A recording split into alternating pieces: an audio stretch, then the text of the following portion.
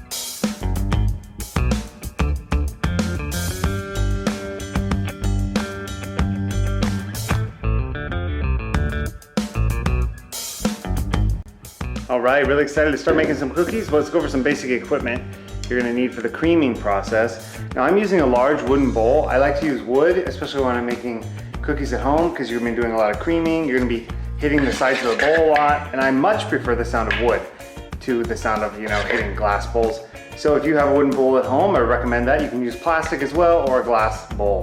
Now I'm also using a wooden spoon here, and I like to use a wooden spoon instead of a spatula for the creaming process because it is stronger. So it's going to really help incorporate a lot of that air.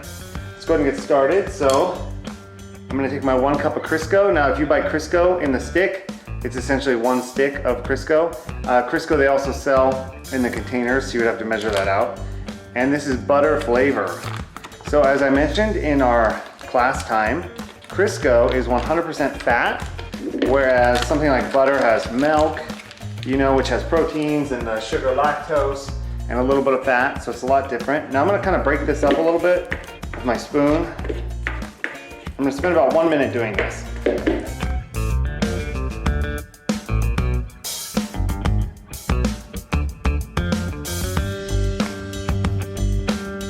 All right, now that my Crisco, I got it whipped up a little bit, my shortening, I'm gonna add in my brown sugar. And I'm gonna add in my granulated sugar. And I'm going to start the creaming process. So essentially what's going to happen here is as you are mixing the sugar with the fat, it's going to help incorporate air and make it fluffier. Now generally this recipe you could use like a KitchenAid appliance, and that would really help with the creaming process, but we're going to do it by hand. We're going to get a workout here. This is going to take a little bit of time, maybe upwards of 5, maybe even 10 minutes, depending on how slow you are. So let's have at it.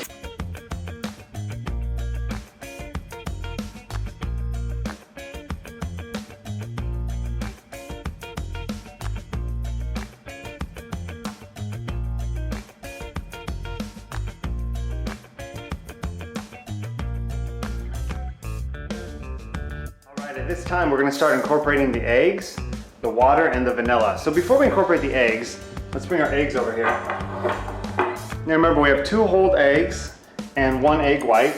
I'm going to puncture these and get it all good and scrambled. Because remember, traditionally, you would be using a KitchenAid mixer, and because we don't have that, we want to make sure our eggs are good and incorporated before we add them in. So I'm gonna add in my eggs. Whoop. And remember, if you get any salmonella, some eggs on your hands, eggs sometimes do have salmonella, so make sure you get those cleaned off. I'm gonna add my water, and I'm gonna add my vanilla. All right, now at this point, you might wanna have a towel handy in case you get some cookie dough everywhere, because you're gonna be creaming this together. It might get a little bit messy.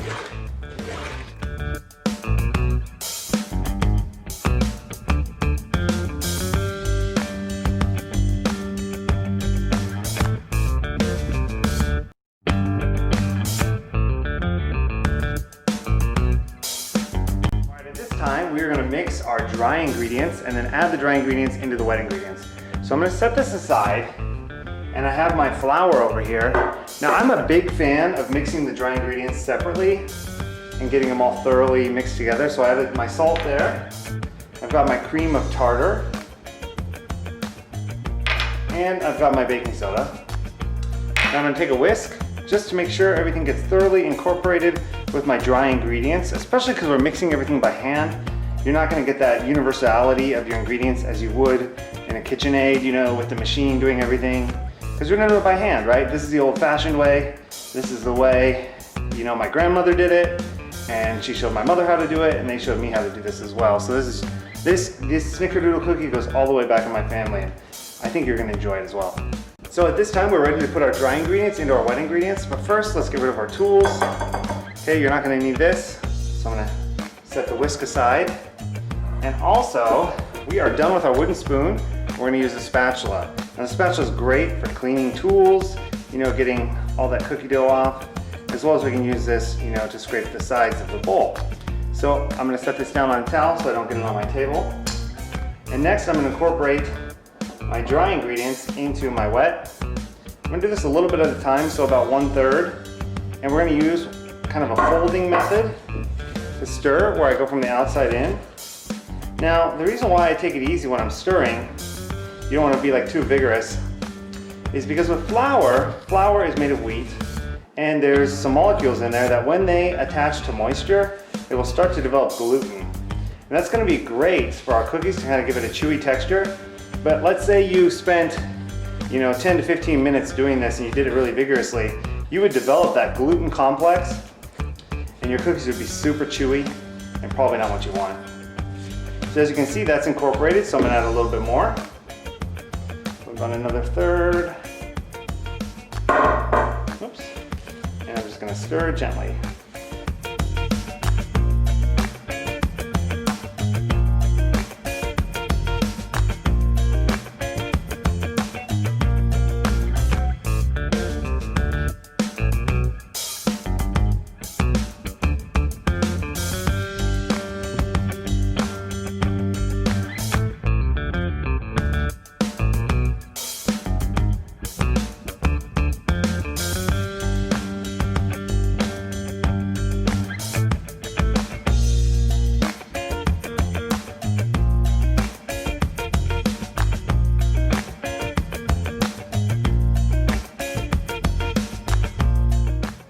The cookie dough, it's all ready to go. Everything's really incorporated nicely. Now is the important part. With other cookies, you could, you know, start baking them, but for this one, we have to let the dough chill and rest. That way it gets a little bit colder, so that when you put it in the oven, it maintains its shape. So to do that, I'm going to take some plastic wrap. I'm going to transfer it onto the sheet of plastic wrap, and we're going to stick it in the refrigerator for 6 hours, or if you're in a time crunch, stick it in your freezer for 1 hour. Let's do it.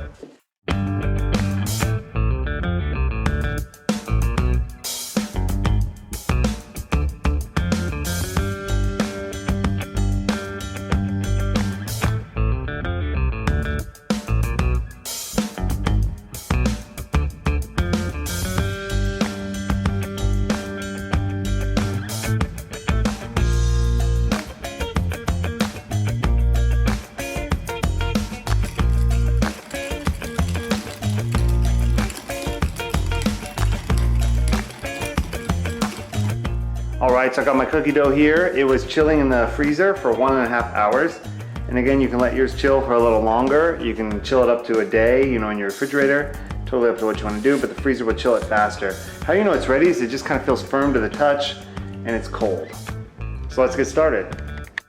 You are going to need a baking pan, and you don't need to spray it with cooking spray, and you don't need to line it with parchment paper, because we want the cookies to interact with the metal of the pan to give it a nice crisp underside. You're also going to need a bowl of cinnamon and sugar. Now earlier I prepared a 1-to-1 ratio of cinnamon to sugar. If you're not a big fan of cinnamon, you can add more sugar and use less cinnamon. Totally up to you. And we've got our cookie dough. So I'm going to start laying these out. Now, a good way to do this is to portion it out using either a cookie scooper or a measuring spoon. All right, so I have a 1 tablespoon measuring spoon here. I'm just kind of using this for reference, you know, kind of like that. Take it out. And because it's cold, it won't stick to your hands as much. Kind of roll it into a nice ball. And I'm going to dip it in the cinnamon and sugar mix. Get it real coated, really nice there. And then spread them out on my pan. Rinse and repeat.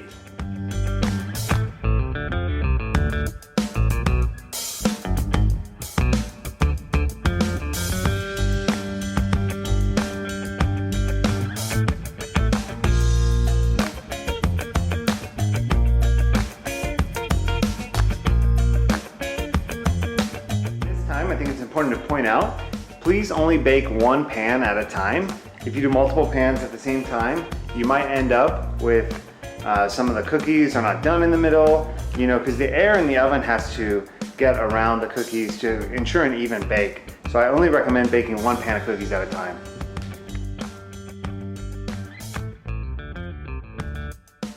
All right, at this time we're going to put our cookies in the oven. Remember, when you open the oven, to be careful, don't put your head down there. And I'm going to put this in the center rack. In the middle of the oven. I'm going to shut the door, and you want to bake your cookies for about 10 to 12 minutes. My oven runs kind of hot, so I'm going to set mine for 10 minutes and then I'll check them.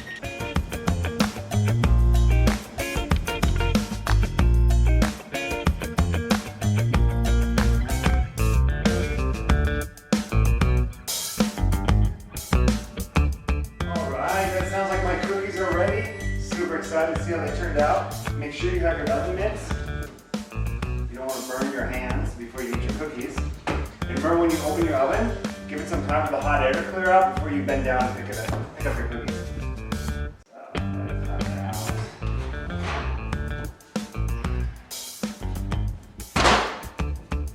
Look at those beautiful cinnamon Snickerdoodles.